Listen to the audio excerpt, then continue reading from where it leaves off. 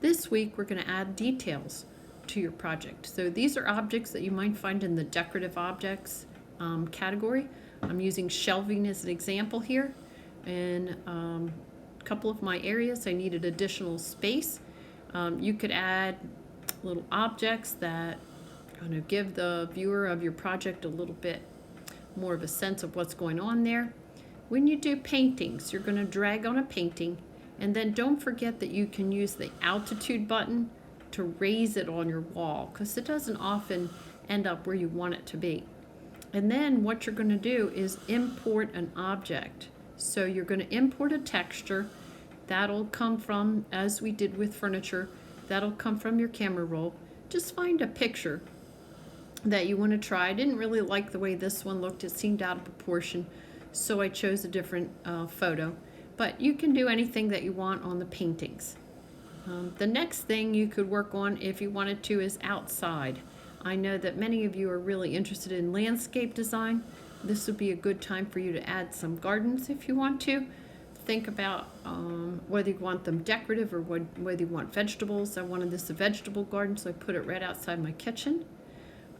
Any kind of shade trees that you want, you can actually rotate your house to the north, south, east or west direction, and you can actually look at the shadow, which is a really nice feature of this program.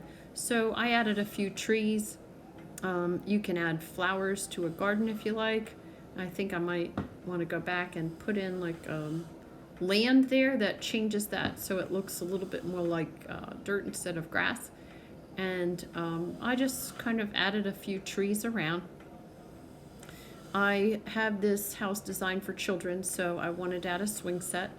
Wanted it outside the line of sight of whoever's working in the kitchen. I think that would be a really good idea. So anyone could be working in the kitchen and be viewing their children in the backyard playing on the swing set. Added a few shade trees for that also. Really, any object that you want to add is just going to add some kind of interest to your project. This is the time for you to kind of play around with what's available in the program if the rest of your house is done. I wanted to add some plants on the inside also, so I pulled up some from the gardening area, and you can change their scale. So this plant that I put in the corner looked too small, so I'm going to go into scale, and then you can make it the size that you want. So that's all there is to decorative objects.